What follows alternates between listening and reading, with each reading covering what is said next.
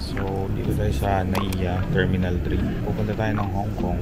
Biglaan to kasi may mga orders sa store na kailangan natin i-fulfill. Yung binibila natin sa Hong Kong na Pinoy, nandito siya sa Pinas ngayon. So personally, kailangan tayo mismo yung bumiyahe para makuha natin yung mga orders na yun. So tara guys, samahan niyo ako.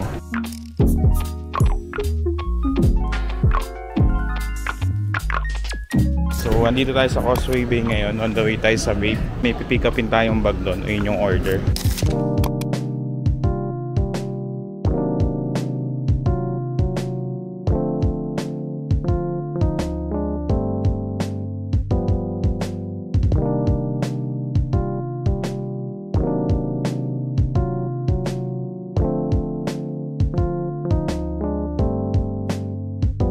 Bali, ito yung kukunin nating bag guys. So yung black na MCM na collab, duffel bag siya, collab siya sa MCM Year of the Dragon.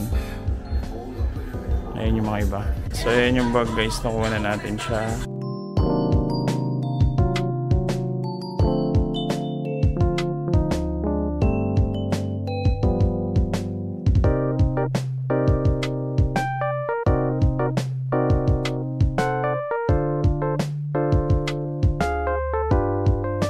Guys, so sorry, quick tour lang dun sa Bape store kasi pasara na sila. Bali kanina ko pa talaga siya nabili. Iniwan ko muna para wala akong bitbitin habang nag-iikot. Then may nabili din tayo sa Onitsuka. That's for today's video guys. Bukas ulit.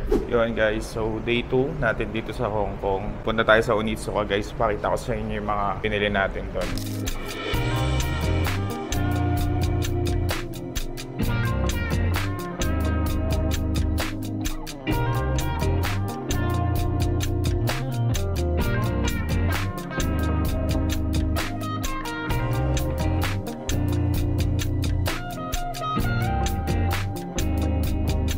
Dito na tayo sa Onitsuka.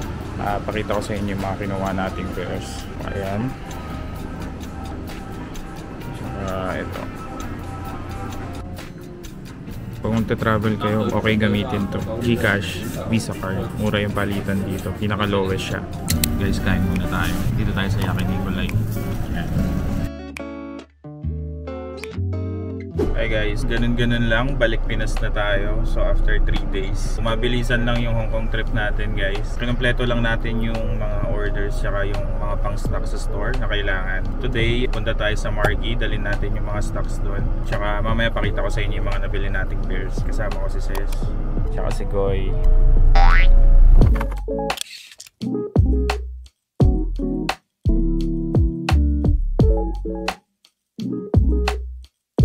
Dito na tayo sa Marquee branch. Pakita ko sa inyo yung mga nakuha natin galing Hong Kong. So first up, ito yung Kayano 14 na cream plum. Nakuha tayo nito. So meron tayo nito sa store ng size 5 hanggang size 12.5. Then itong Kayano 14 na birch. Yung logo niya parang olive green. Tsaka cream yung mesh part niya. Yan. So ito, meron tayo nitong size 5 hanggang size 12. Then ito, nag-restock tayo nito. Onitsuka Mexico 66 na Kill Bill. Then ito din, restock. Cream black, then gold yung back.